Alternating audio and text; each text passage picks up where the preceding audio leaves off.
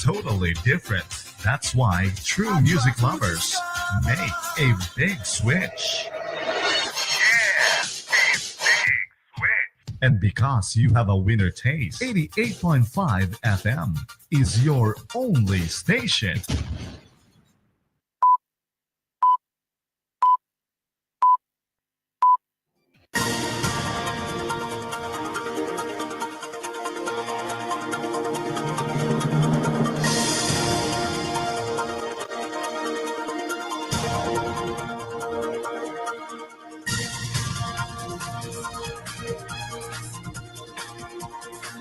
A pleasant good morning from Royal Communications Incorporated, and welcome to King's News Bureau. 45 minutes of news from Liberia, Africa, and our one word.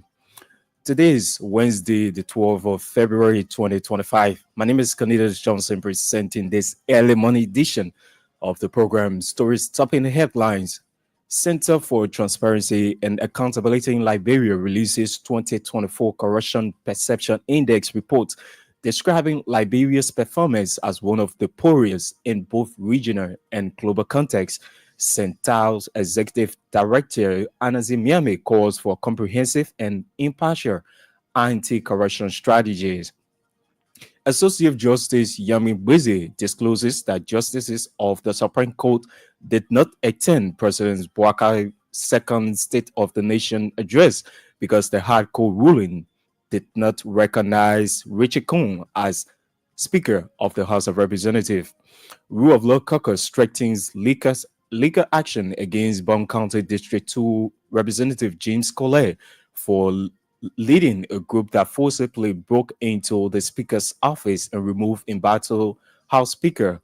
Councillor Fonati cover personal belongings, says the action is dangerous and undermines the rule of law.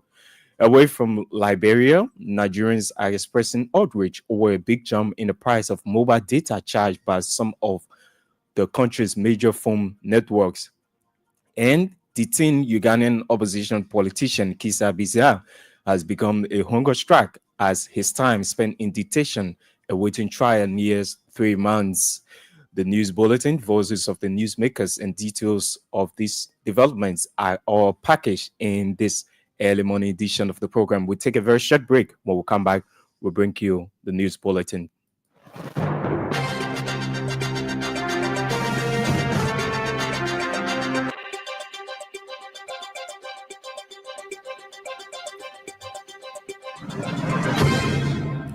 Many thanks for being there and welcome back.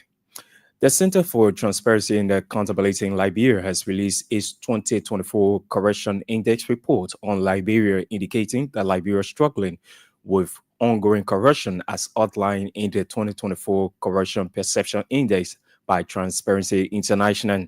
Reading the CPR report Tuesday, Center Executive Director Anazi Miami said the analysis of the CPR's findings shed light on the deepening impact of corruption on the global, regional, and national climate action efforts. According to Miami, this year's CPR's Corruption Index report, based on assessments from experts and business executives, rank countries on the scale of from 0, highly corrupt, to 100% very clean, disclosing that Liberia scores of 2027 ranks 141st out of 180 countries in the 2024 index. The Center for Transparency and Accountability in Liberia maintains that Liberia's performance remains one of the poorest in both regional and global contexts, adding that the report draws attention to the fact that Liberia has been among the largest global decliners in the CPR over the past decade, with a total drop of 10% since 2014. Miami also stated that although the 2-point improvement in Liberia's CPR score reflects some progress in the current administration's efforts to tackle corruption, the country's anti-corruption agenda is far from sufficient progress. Miami noted that while President Joseph Bouakar's administration has taken steps to address corruption, including suspending and dismissing officials accused of graft, there have been inconsistencies in these efforts, noting that there remains a lack of accountability for other officials who are similarly accused. Center report follow highlighted broader regional challenges to include systematic corruption, which, according to Anasi Miame, honors climate action initiatives across the region, which significant issues or with significant issues such as misimpropriety or misappropriation of funding and insufficient oversight, threatening climate finance and its intended beneficiaries. He added that Liberia's poor performance mirrors amount to regional challenges as global attention shifts towards climate action. The mismanagement of resources and corruption in government poses a critical threat to climate financing. The report underscores the importance of establishing strong governance systems, including independent judiciaries, free press, and effective anti corruption bodies to combat corruption and support sustainable development. Presiding Justice in Chimba Yamiwezi has provided reasons that led to the absence of the Supreme Court full bench during President Joseph Boakar's second State of the Nation address, stating that their presence at the Sonar will mean they recognize one side of the conflicting parties at the House of Representatives. According to Associate Justice Wezi, a decision was made, and the effect of the decision was that the Liberian law requires that the House of Representatives should have a quorum, and the quorum should be presided over by a speaker, something the Supreme Court advised to be respected by members of the lower house. He further mentioned that although the majority bloc had a quorum, it did not have a speaker, so whatever done by it was illegal. Justice Weze also pointed out that the law says until you can to get a quorum, you must continue to adjourn from day to day and compel the other people to join, adding that there is no statute that says how you compare the other people. In addition, Justice Yamiwezi said on the both sides, the Supreme Court was clearly telling the conflicting parties of the lower house to go and solve their problems, noting that the court have not or don't have law to such effect. He said at the same time that the court is not in control of politics. So, for any reason, the Senate decided to recognize the majority bloc, and President did same to enable the government to function. The best thing judiciary could do was to remain what it is. The presiding justice in Chimba made these remarks Monday in Nimba County when he elected members of the National Bar Association. The Rule of Law Caucus of the House of Representatives has strongly condemned what it termed as acts of vandalism of Imbato House Speaker, Councillor Fonati Kofa office led by Bon County District 2 lawmaker James Collet. In a statement issued Tuesday, the Rule of Law Caucus said the continual abuse of the rule of law poses a direct threat to the security and stability of Liberia and called on all Liberians to join in rejecting such behavior.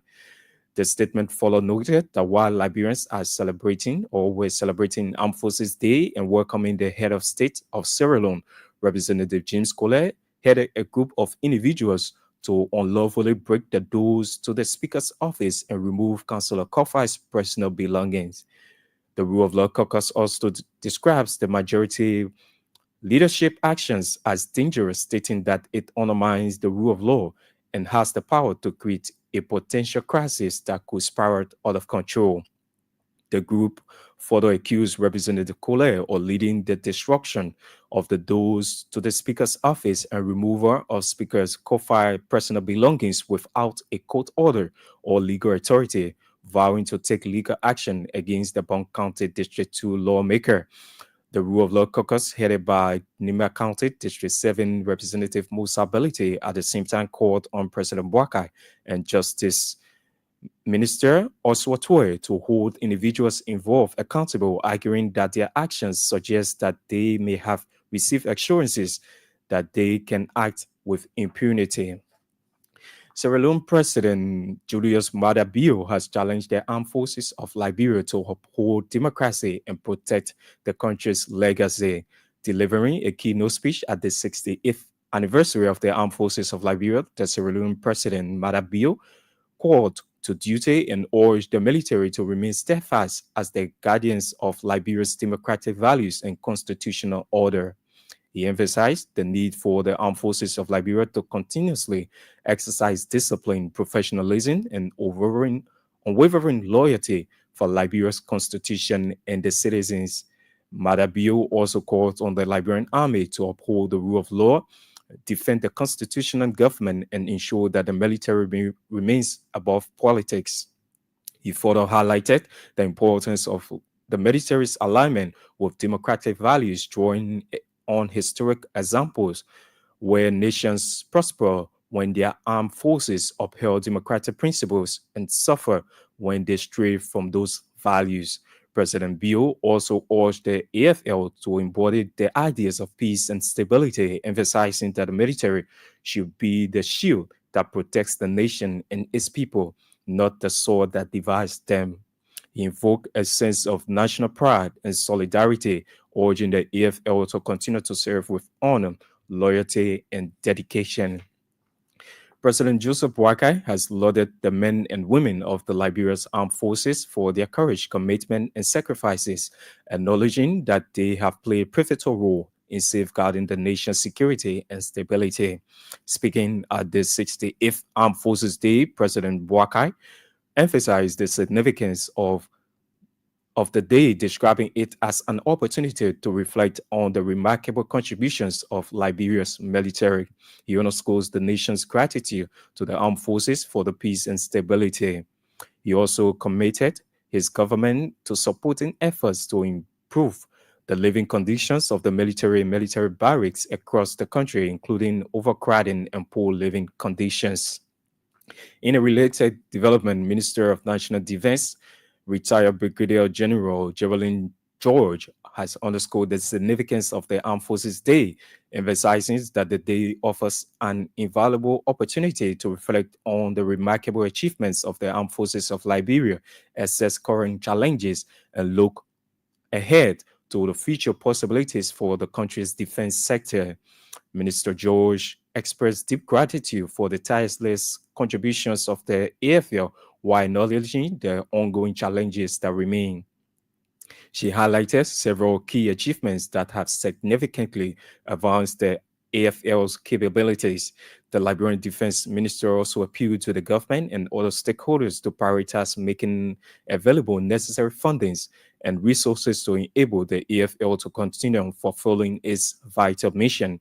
Minister George followed named the expansion of training opportunities for AFL personnel, citing the recent establishment of new facilities such as the reference laboratory at the 14 Military Hospital. The defense minister also disclosed ongoing renovations to military facilities across various counties, including Kamtodi in Lower Maserati County. However, she pointed to the resource constraints that continue to hinder the completion of critical projects, including housing for personnel, the renovations of barracks, as well as ongoing shortages in logistics, power generation, and medical supplies, all of which continue to impede operational efficiency. Former Liberian President George Weah on Monday paid a courtesy visit to President of the Republic of Congo, Denis Sassou Nguesso, in the capital Brazzaville. The two leaders engaged in an insightful dialogue on the variety of pressing political, regional, and global matters, strengthening their bonds of friendship and cooperation. During the visit, former President Weah updated President Sassou Nguesso on the current political climate in Liberia. The former president highlighted the challenges the country is facing, with particular emphasis on the erosion of the rule of law. He called on the African Union leaders to pay closer attention to the political evolving situation, urging them to take a more proactive stance to ensure that democratic principles are safeguarded across the continent. The two leaders also discussed broader regional issues with particular focus on how Africa can maximize its natural resources for the benefit of its people. The former Liberian leader underscored the importance of utilizing Africa's vast resources more effectively, advocating for strategies that will ensure the continent's economic growth and self-sufficiency rather than continue to depend on foreign powers.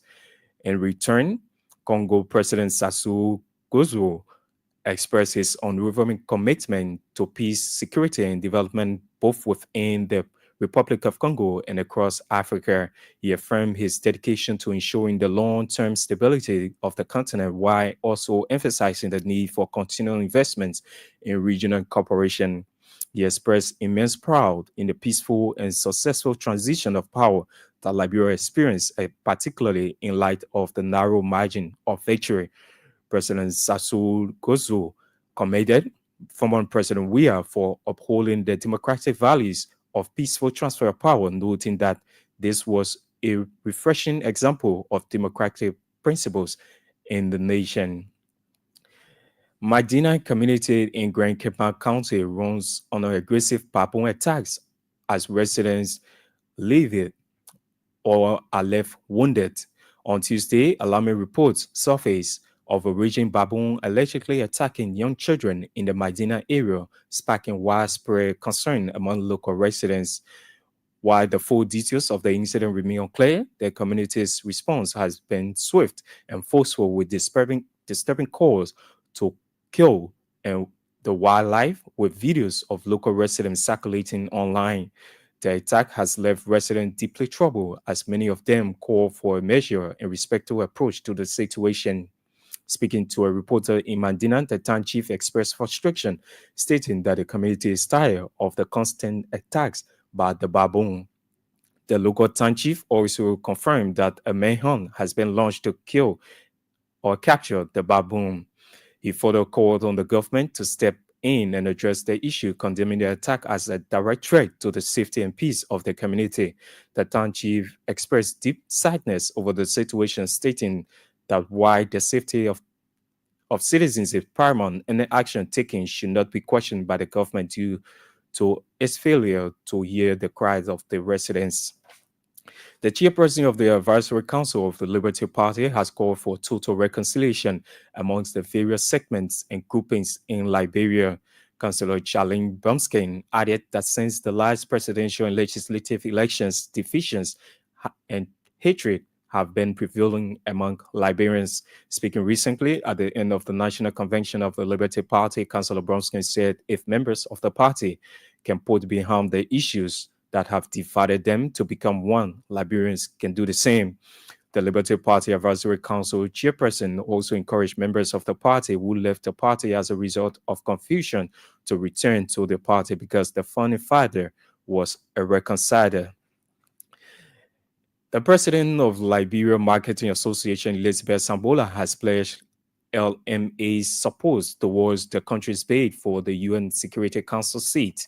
Making remarks at the national launch of Liberia's bid for the UN Secretary or Security Council seat held at the Centennial Pavilion, Sambola said the LMA embraced the country's quest for a non-permanent seat on the United Nations Security Council. The LMA president reaffirmed the unwavering support of the institution and its members for Liberia's campaign to join the UN Security Council. She added that with collective work, Liberia can secure a non-permanent seat on the UN Security Council, noting that it will further enhance the country's voice and influence in global decision-making. She also called on the international community, particularly neighboring nations and regional bodies, to rally behind Liberia. That's the shift of the news bulletin. We'll take a very short break. When we come back, we'll bring you the voices of the newsmakers.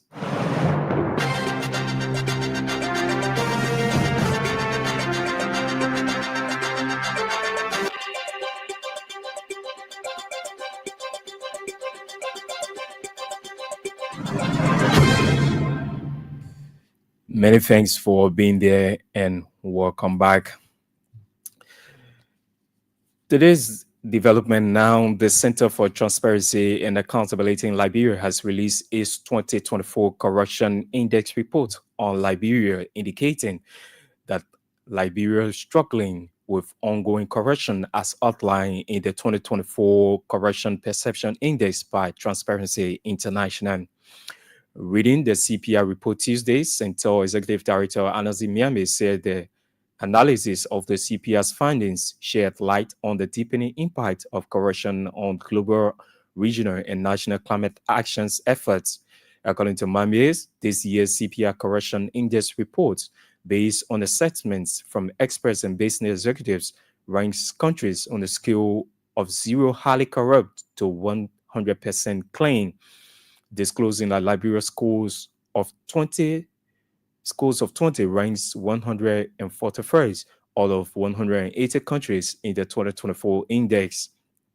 Miami noted that while President Joseph Boakai's administration has taken steps to address corruption, including suspending and dismissing officials accused of graft, there have been inconsistencies in these efforts, noting there remains a lack of accountability for other officials who are similarly accused of corruption. Here now is Center Boss, and that's in Miami.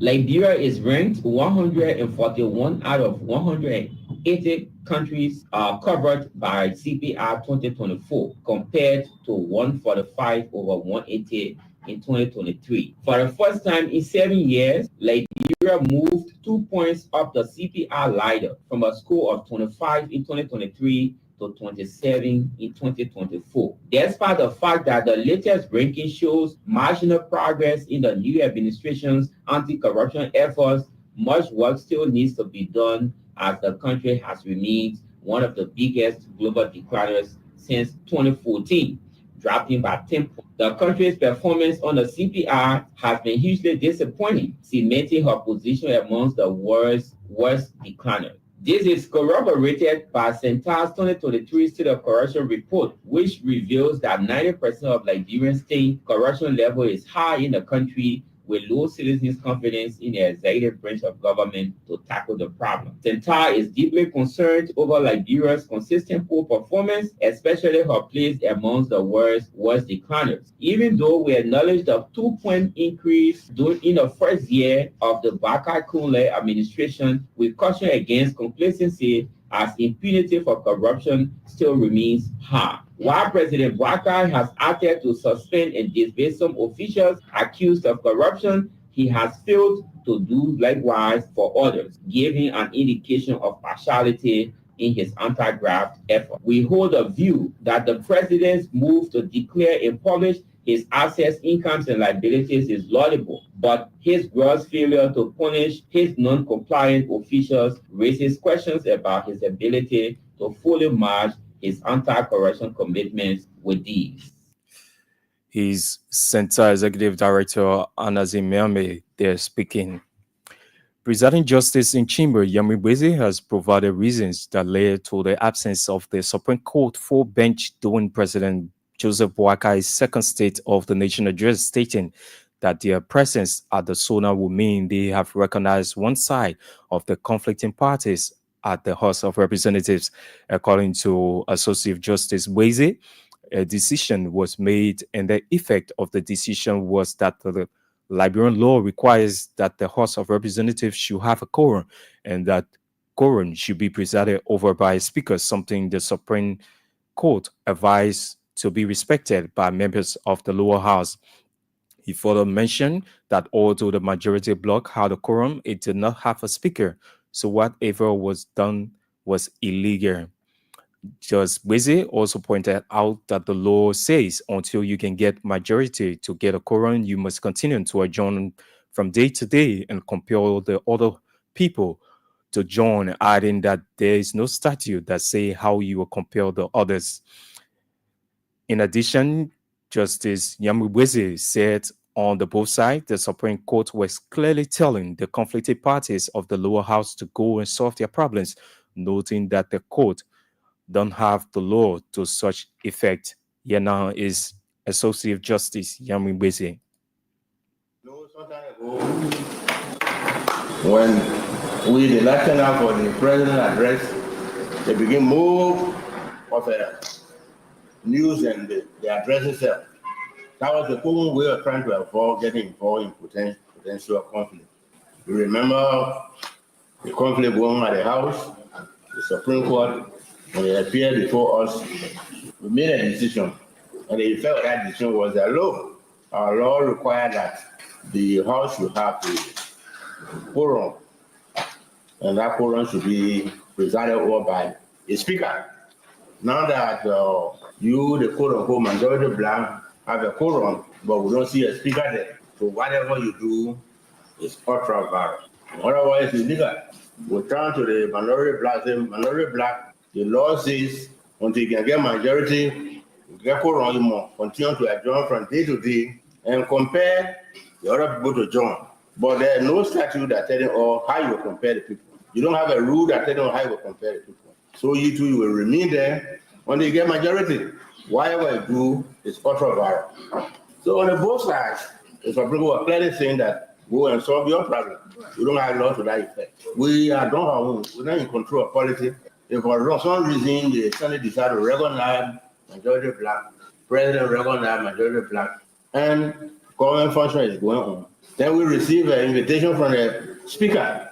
Our question is, our presence there means that we are recognized one side of the black. So the best thing to do was to remain who we are. That was the rationale. Many people don't understand, but that was the rationale of the court. Associate Justice Yami Beze, they are speaking. The chairperson of the Advisory Council of the Liberty Party has called for total reconciliation among the various segments and groupings in Liberia. Councillor Charlene Bromskin added that since the last presidential and legislative elections, divisions and hatred have been prevailing among Liberians. Speaking recently at the end of the National Convention of the Liberty Party, Councillor Charlene Bromskin said if members of the party can put behind the issues that have divided them to become one, Liberians can do the same. The Liberty Party Advisory Council chairperson also encouraged members of the Liberty Party who left the party as a result of confusion to return to the party because the founding father was a reconciler. Here now is Charlene Bromskin. I want y'all to know that what you see today is reflective of what Liberia could be. It is not just Liberty Party that needs reconciliation. This nation is divided. And what Liberty Party has done today is to stand up and show Liberians across the length and breadth of this country that if we can do it, Liberia too can do it. We spoke to the ruling party. I will speak to those who are not in the ruling party. And I will say to you that we too have a place in Liberia. That we too will stand with all of us here. There is no winner and there is no loser among us in the Liberty Party. We have all come to support the ruling administration when support is needed. When constructive criticism is needed, we are here to stand and constructively criticize. That was what made Liberty Party what it was. The last thing I would say, when Honorable Jacob Smith spoke about Charles Bromskin, I always like for people to be reminded Charles Bromskin was nobody but a lawyer from Bassa. He stood between two giants for a long time, the Unity Party and the CDC. And Liberty Party arose to become one of the greatest alternatives in Liberia. Today, we can remain that for the grace to cover all of us. You are now responsible for all of these people that have come together. To those members of Liberty Party who are not here today, we are waiting for your return. We are waiting for your return. It is just the beginning of great things to come.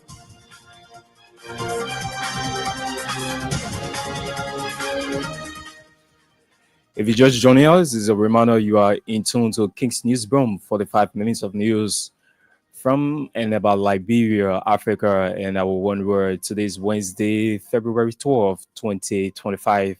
My name is Cornelius Johnson, presenting stories topping the headlines. Center for Transparency and Accountability in Liberia releases 2024 Corruption Perception Index report describing Liberia's performance as one of the poorest in both regional and global contexts. Center Executive Director Anazi Miame calls for comprehensive and impartial anti-corruption strategy. Associate Justice Yami Beze discloses that justices of the Supreme Court did not attend President Joseph Boaka's second State of the Nation address because the High Court's ruling did not recognize Richard Coon as Speaker of the House of Representatives. Rule of Law Caucus strengthens legal action against Bond County District 2 Representative James Coley for leading a group that forcibly broke into the Speaker's office and removed a Battlehorse Speaker. Councillor Fonati Kofi personal belongings, says their actions is dangerous and undermines the rule of law. Away from Liberia, Nigerians are expressing outrage over a big jump in the price of mobile data charged by some of the country's major phone networks. And detained Ugandan opposition politician Kisa Bassel has become a hunger strike as his time spent in detention awaiting trial nears 3 months. We'll take another break. When we come back, we'll bring you more developments right here.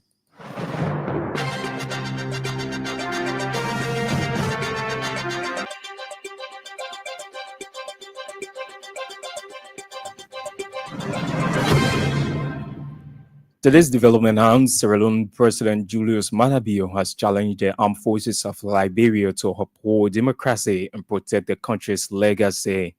Delivering a keynote speech at the 68th anniversary of the Armed Forces of Liberia, the Sierra Leone President Maada Bio called to duty and urged the military to remain steadfast as the guardians of Liberia's democratic values and constitutional order. He emphasized the need for the armed forces of Liberia to continuously exercise discipline, professionalism, and unwavering loyalty for Liberia's constitution and the citizens. Maada Bio also called on the Liberian army to uphold the rule of law, defend the constitutional government, and ensure that the military remains above politics. He further highlighted the importance of the military's alignment with democratic values, drawing on historical examples where nations prosper when their armed forces uphold democratic principles and suffer when they stray from those values. Ladies and gentlemen, I charge you, the gallant men and women of the armed forces of Liberia, to stand firm as guardians of the democratic order, uphold the rule of law, defend the constitutional government, remain above politics, and let your loyalty be to the people, the Constitution, and the democratic institutions that form the foundation of this great nation. History has shown us that when the military aligns with democratic values, nations prosper. When it deviates, society falters. Your commitment to professionalism, respect for human rights, and collaboration with civil institutions will not just strengthen Liberia's democracy, it will set an example for the region and reassure the people of your unwavering dedication to democratic values. Let your service be marked by integrity, patriotism, and unwavering dedication to peace. Be the shield that protects, not the sword that divides. Be the force that ensures stability, not the one that undermines it. Comrades, the people of Liberia look to you with trust. The region looks to you with expectation and history. We remember you for your steadfastness in upholding the principles of peace, justice, and democracy. Be the shield that protects, not the sword that divides, words of Sierra Leone President Julius Maada Bio. President Joseph Boakai has lauded the men and women of Liberia's armed forces for their courage, commitment, and sacrifices, acknowledging that they have played a pivotal role in safeguarding the nation's security and stability. Speaking at the 68th Armed Forces Day, President Boakai emphasized the significance of the day, describing it as an opportunity to reflect on the remarkable contributions of the Liberia's military.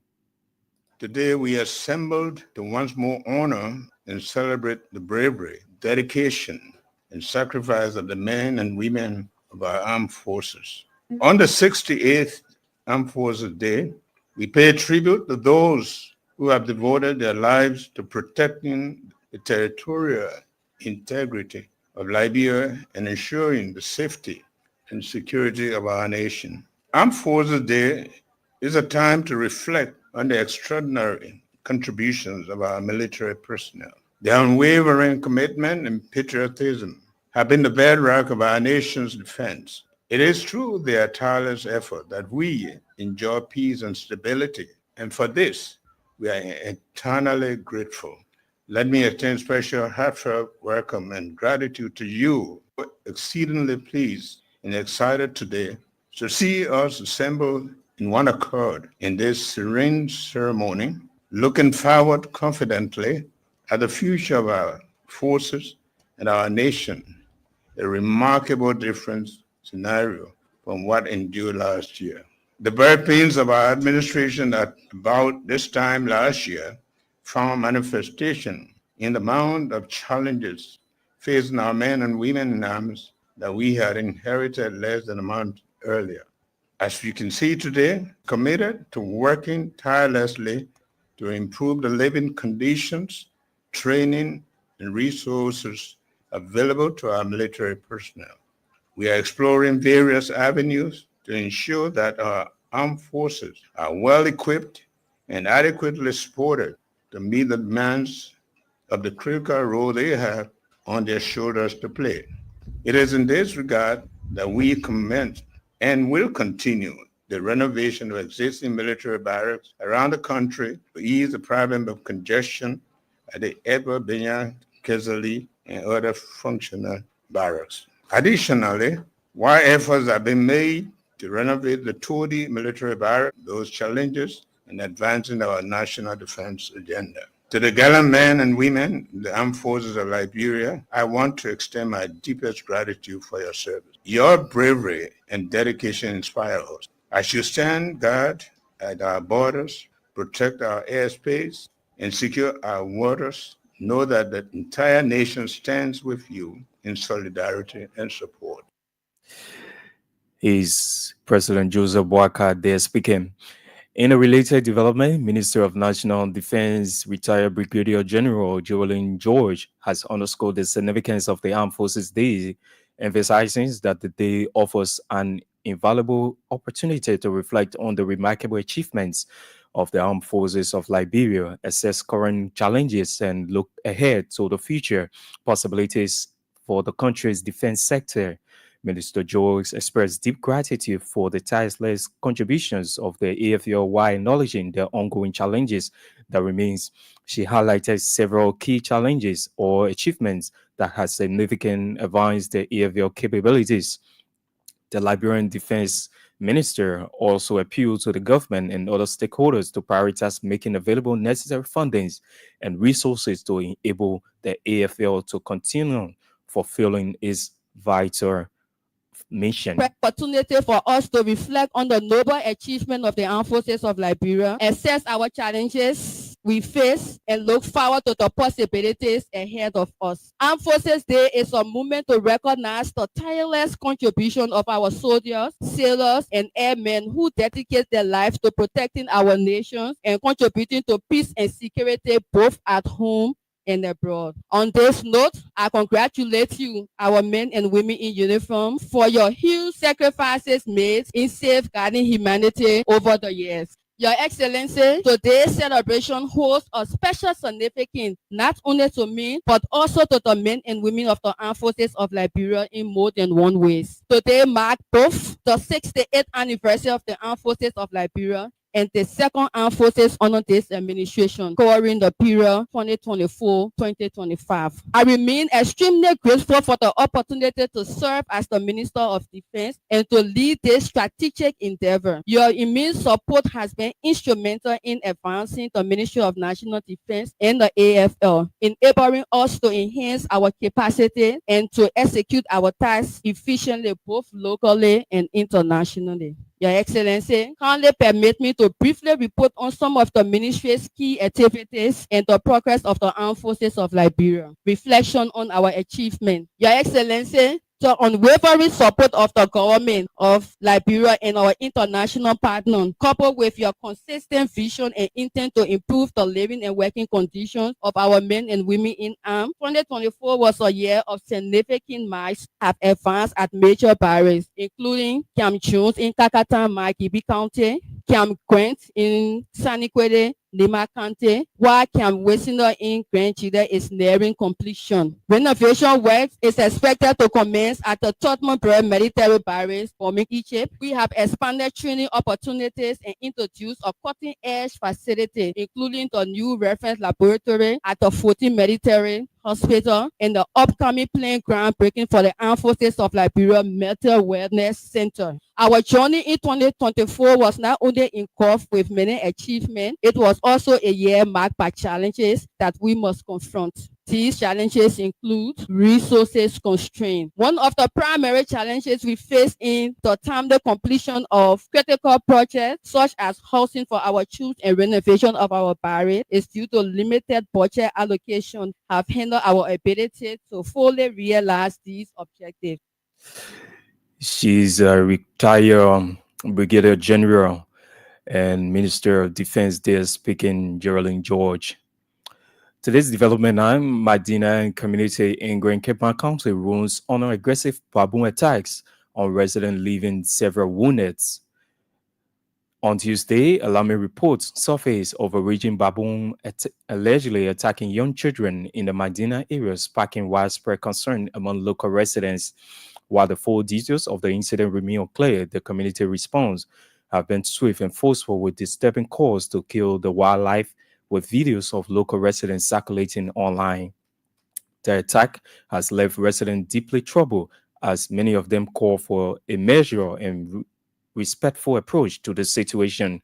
Speaking to a reporter in Medina, the town chief expressed frustration, stating that the community is tired of the constant attacks by the baboon.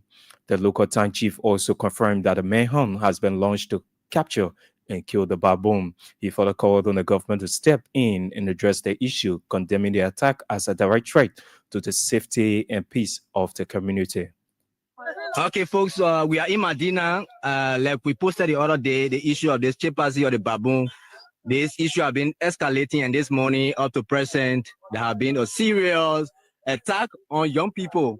A young girl and a boy was attacking the process. As we speak to them, they just rushed them to the hospital. But I have here the town chief, the honorable town chief, and some prominent men of the town. They are here to speak to you. Honorable town chief and your workers, how you doing? I'm fine, thank God. Okay, so how you feeling this morning? I can see you holding cutlass this morning. Yeah. What the cutlass is for? I'm feeling very sad. Huh? Very sad. Okay. Yeah. Because this morning we were about to go do some work in our graveyard. You know, every year we set this day aside to do some dressing for our bereaved people. Okay. While getting ready to go, we got a message that the baboon came in town again. Wow. And had one of our daughter and took a little child, about 7-year-old, and carried the child in the bush. Wow. So however, they will manage to rescue the child from the baboon, but it wounded the child. So they are already to the Sinja Health Center now. He's the town chief of Medina. They're expressing frustration of a constant attack by a baboon in Grand Cape County, speaking to a reporter. The president of the Liberia Marketing Association, Elizabeth Sambola, has pledged LMA's support towards the country's bid for the UN Security Council seat. Making remarks at the national launch of Liberia's bid for the UN Security Council seat held at the Centennial Pavilion, Sambola said the LMA embraced the country's quest for the non-permanent seat on the United Nations Security Council. The LMA president reaffirmed the unwavering support of the institution and its members for Liberia's campaign to join the United Nations Security Council. Members and officials of Liberia Marketing Association wholeheartedly embrace and support the campaign for Liberia to bid for this non-presidential seat on the United Nations. We call on the friendly governments to join us to support our president. So particularly we join us to get this bid. We are calling on ECOWAS, AU, and the diplomatic corps to support the government of Liberia in succeeding to this campaign. She's the president of Liberia Marketing Association, Elizabeth Sambola. They're speaking.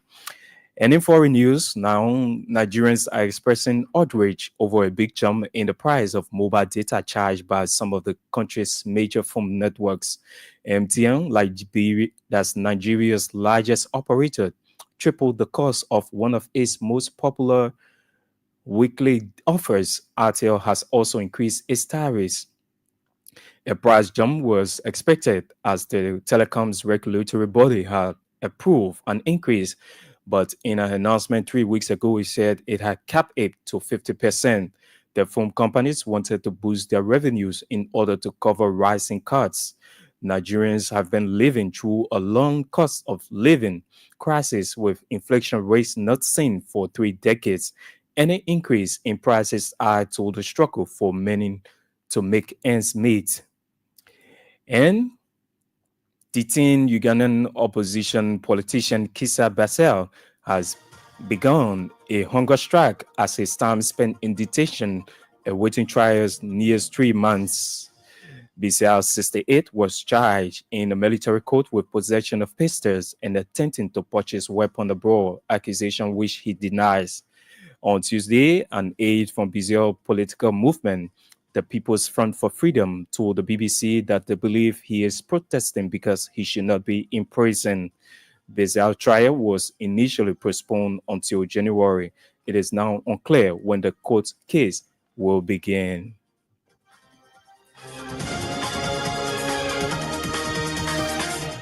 That's all the time we have for King's News this morning. But just before we go, here are stories we closely follow in the headlines. Center for Transparency and Accountability in Liberia releases 2024 Corruption Perception Index report, describing Liberia's performance as one of the poorest in both regional and global contexts.